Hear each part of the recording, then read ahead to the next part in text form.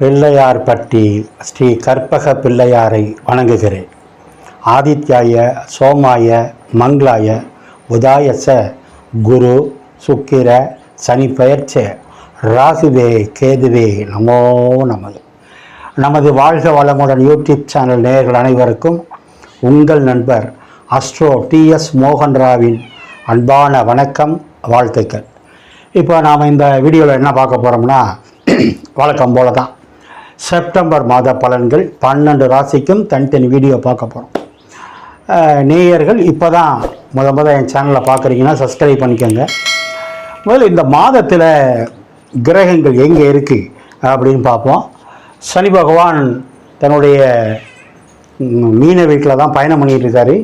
இப்போ கொஞ்சம் வக்ரமாகிருக்கார். வக்ரம்னா என்ன? பின்னோக்கி நகர்தல்னு அர்த்தம். அப்படின்னா அவர் மீன வெட்டி வேலையை கும்ப வெட்டி வேலையும் சேர்த்து செய்வார். அது என்ன செய்வாருங்கிறத நம்ம ராசிக்குள்ளே போகும்போது பார்ப்போம். குரு பகவான் மிதுன வீட்டில் போயிட்டுருக்காரு. செவ்வாய் பகவான் 15ஆம் தேதி துலா வீட்டுக்கு வந்துடுவார். செவ்வாய் பகவான் 15ஆம் தேதி துலா வீட்டுக்கு வந்துடுவார். சுக்கிர பகவான் 16ஆம் தேதி வந்துடுவார். கேது பகவான் ஆல்ரெடி அங்கே தான் போயிட்டுருக்காரு. சூரிய பகவான் 17ஆம் தேதி கன்னி வீட்டுக்கு வருவார். புத பகவான் 12ஆம் தேதி அவர் சொந்த வீடு கன்னி வீட்டுக்கு வந்துடுவார். ராகு பகவான் எப்பவும் போல் கும்பத்தில் தான் இருக்கார். இதுதான் அந்த மாதத்தினுடைய கிரக நிலைகள். 4 கிரகங்கள் பெயர்ச்சி இந்த மாதம். 4 கிரக பெயர்ச்சி. சூரியன் வழக்கம் போல் சிம்ம வீட்டிலேருந்து கன்னி வீட்டுக்கு 17. புதன் சிம்ம வீட்டில் இருந்தவர் 12ஆம் தேதி கன்னி வீட்டுக்கு. சுக்கிரன் அதே மாதிரி பெயர்ச்சி. செவ்வாய் கன்னி வீட்டில் இருந்தவர் துலா வீட்டுக்கு வந்துட்டார். வழக்கம் போல் ராகு இருக்கார். இதுதான் அந்த மாதத்தினுடைய கிரகங்கள். நேயர்கள், நீங்கள் இது என்னன்னா பொது பலன் தான், உங்களுடைய சொந்த ஜாதக பலன் இல்லை. ஏன்னா ஒவ்வொரு ராசிலையும் கோடிக்கணக்கான பேர் பிறந்திருப்பாங்க. இப்போ 40 வயசு ஆளுக்கு குழந்தை பிறக்குன்னு சொல்லலாம். அதே 15 வயசு பிள்ளைக்கு குழந்தை பிறக்குன்னு சொல்ல முடியுமா? சொல்ல முடியாது. அப்போ உங்கள் வயசுக்கு தகுந்த மாதிரி எடுத்துக்கணும். அதே மாதிரி 80 வயசு ஆளுக்கு திருமணம் ஆகும்னு சொல்ல முடியுமா? 25 வயசு 30 வயசுனா திருமணம் ஆகும்னு சொல்லலாம். அப்போது நம்ம சொல்கிற பலன்கள் இன்றைக்கி பிறக்கிற குழந்தையிலேருந்து 100 வயசை தாண்டின வரைக்கும் சிறியவர் பெரியவர் ஆண்கள் பெண்கள் எல்லாருக்கும் தான். ஆக இது பொது பலன். இந்த வீடியோவை பாருங்கள். நிறைய பேர் எனக்கு வாழ்த்து சொல்கிறீங்க, கமெண்ட்ஸில் கேள்விகள் கேட்குறீங்க, ஒரு சிலர் ஃபோனில் கூட கேள்வி கேட்குறீங்க. உங்களுக்கும் என்னுடைய மனப்பூர்வமான வாழ்த்துக்கள். யாருக்காவது ஜாதகம் பார்க்கணும்னா கீழே இருக்கிற நம்பருக்கு ஃபோன் பண்ணுங்கள். நான் வாட்ஸ்அப் நம்பர் தரேன், ஜாதகம் பார்க்கலாம்.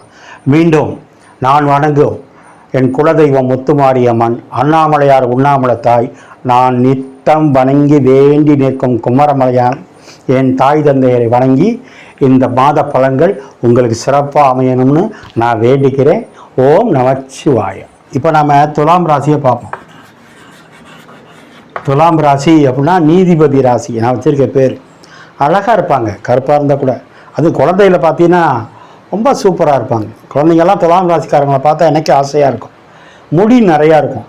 ஏன்னா சனி பகவான் அங்கே வந்து உச்சமாவார். சரி, கலைத்துறையில் நிறையா பேர் இருப்பாங்க. சின்ன திரை, பெரிய திரை, சமையல் கலையில் அல்லது 3 ஸ்டார் ஹோட்டல் 5 ஸ்டார் ஹோட்டல் நடத்துகிறவங்களாம் பார்த்தீங்கன்னா துலாம் ராசி நிறைய பேர். அரசியலையும் இருக்காங்க. சரி, இந்த மாதம் எப்படி சார் இருக்கும் அப்படின்னா, பொதுவாக ராசிநாதன் சுக்கிரன் 11 லாபத்தில் இருக்கார். அப்போ லாபம்னா என்ன? வெற்றி. 11ஆம் இடம் என்பது லாபஸ்தானம். 11ஆம் இடம் என்பது வெற்றி ஸ்தானம். 11ஆம் இடங்கிறது ஆசை அபிலாசைகள் நிறைவேறும் இடம். அங்கே போய் யார் இருக்கா? சுக்கிரனே இருக்கார். வேறு எங்கே பார்க்குறாரு? 5ஆம் இடத்தையும் பார்க்குறாரு, பூர்வீகத்தை பார்க்குறாரு. அப்போ இந்த வீட்டு பலனும் கிடைக்குது, இந்த வீட்டு பலனும் கிடைக்குது, 11 கூடிய லாபஸ்தானங்கிற பலனும் கிடைக்குது. இதை விட என்ன சார் வேணும்? லாபம் லாபம் லாபம். அதை விட பெரிய யோகம் 2ஆம் வீட்டு அதிபதி செவ்வாய். 2னா யார்? தனத்தை கொடுக்குறவர் உங்களுக்கு. துலா லக்னமாக இருந்தாலும் துலா ராசியாக இருந்தாலும் 2ஆம் வீட்டு அதிபதி பணத்தை கொடுக்குறவர். அவர் போய் ராசியில் இருக்கார். அப்போ பணத்தை தேடி நீங்கள் போகனா, பணம் உங்களை தேடி வருதுன்னு அர்த்தம். அதை விட சிறப்பு, தனகாரன் யார்? குரு. அவர் உங்கள் ராசியையும் பார்க்குறாரு, 2 கூடிய செவ்வாயையும் பார்க்குறாரு. பணம் கொட்ட போகுது. அடுத்த தீபாவளியெல்லாம் செமையாக கொண்டாட போகிறீங்க. புதுசாக ட்ரெஸ் எடுப்பீங்க, வீட்டுக்கு நல்லா செலவு பண்ணுவீங்க. செவ்வாய்னா பட்டாசு, வெரைட்டிஸாக பட்டாசு வாங்குவீங்க. ஆக இந்த மாதம் மகிழ்ச்சியான மாதம். பட்டாசு எப்படி கம்பி மத்தாப்பு பட்டாசு எப்படி பார்க்கறதுக்கு சிறப்பாக இருக்கோ அது மாதிரி சிறப்பாக இருக்க போகிறீங்கன்னு அர்த்தம். சரி, சூரியன் புதன் 12ல் இருக்கே சார், நல்லது இருக்கலாம். நிறைய கல்வி சம்பந்தமான படிப்பு ஆராய்ச்சி செய்ய போகிறீங்க. வெளிநாடு போகலாம், வெளிநாட்டிலேருந்து வரலாம். தாய்மாமன் வலுவாக இருக்கார். ஆனால் உங்களுக்கு அவர் உதவி பண்ணுறாரான்னுங்கிறது கஷ்டம். ஏன்னா 12ல் மறைஞ்சிருக்கிறதுனால. ஆனால் அவர் நல்லா இருக்கார். 11க்குடைய சூரியன் மறைகிறதுனால 12ல் மறைகிறதுனால ஒரு வகைக்கு மறையலாம் சூரியன். ஆனால் மறைஞ்சாலும் அந்த சூரியன் 6ஆம் இடத்தை பார்க்குது. உங்களுக்கு 6ஆம் இடத்தை பார்க்கறதுனால அந்த சூரியனால் ஒரு வெளிச்சம் 6ஆம் இடத்துக்கு கிடைக்க போகுது. 6னா சர்வீஸு, 6னா வேலை, 6னா கடன், 6னா வம்பு வழக்கு. அப்போ கோர்ட்டு கேஸ் இல்லை, நோய் இல்லை, எதிரி இல்லை. ஆனால் நல்ல வேலை கிடைக்கும். ஏன் அரசாங்க வேலை கிடைச்சாலும் ஆச்சரியப்படுறதுக்கு இல்லை. ஏன்னா அந்த புதன் உங்களுக்கு 9 கூடையது. பாக்கியாதிபதியும் அவர் தானே, பாக்கியாதிபதி வலுத்து இருக்காரே, புதன் ஸ்ட்ராங்காக இருக்காரே, உச்சமாக இருக்காரே, அப்பா நல்லா இருக்காரே. அப்போது 6ஆம் இடத்தை பார்க்கும்போது அப்பா மாதிரி வேலை, அப்பா செஞ்ச தொழில், உங்கள் மாவட்ட தொழில் இது கிடைக்கும். அப்போ பணம் வருது, குரு பார்க்கறதுனாலையும் வருது, தனஸ்தானாதிபதி ராசியில் இருக்கிறதுனால வருது, குரு தனகாரன் பார்க்கறதுனால வருது, பாக்கியாதிபதி 6ஆம் இடத்துல பார்க்கறதுனால வருது, நல்ல வேலை கிடைக்குது. 6னா கடன் நோய் குறையும் சொன்னேன். 5 கூடையவர் 6ல் இருக்காரு. உங்கள் பூர்வீகத்தை சூரியன் பார்க்குது, பூர்வ பிரச்சனை சால்வ் ஆகும், குலதெய்வம் வலுவாகும். 5னா உங்கள் பிள்ளைங்க அவங்களுக்கு கல்வி நல்லா இருக்கும், அவங்களுக்கு அரசு கல்வி கிடைக்கும், சொல்லிக்கிட்டே போகலாம்.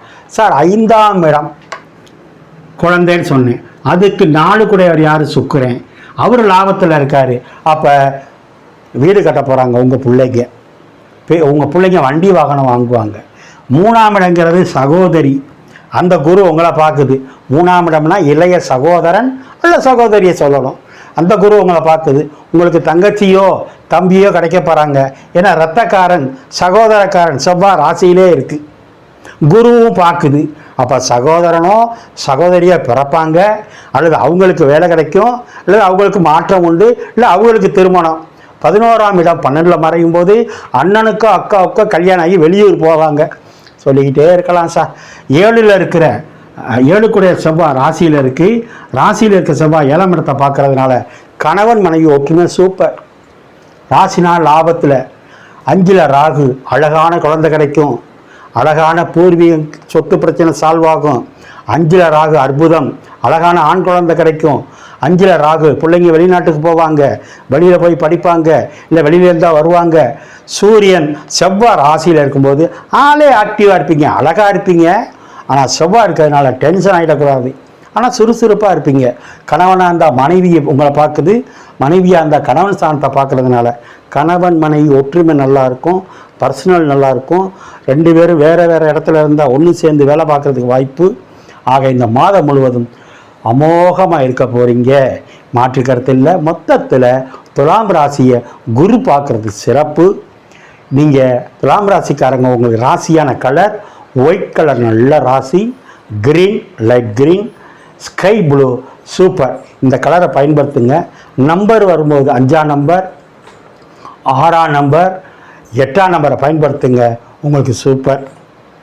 துலாம் ராசிக்காரங்க இந்த மாதம் 13ஆம் தேதி 14ஆம் தேதி சந்திராஷ்டிரமம் இருக்குது. நாட்களில் கவனம். வண்டி வாகனத்தில் போகிறவங்க கவனமாக இருங்க. புதன் உச்சமாக இருக்கிற வரைக்கும், சூரியனும் சேர்ந்துருக்கிற வரைக்கும் இந்த துலாம் ராசிக்காரங்களை ஆட்டவும் முடியாது, அசைக்கவும் முடியாது. இந்த தீபாவளியை, அடுத்த மாதம் வர்ற தீபாவளியை அமோகமாக கொண்டாட போகிறது நீங்களே. ஓம் நமச்சிவாய.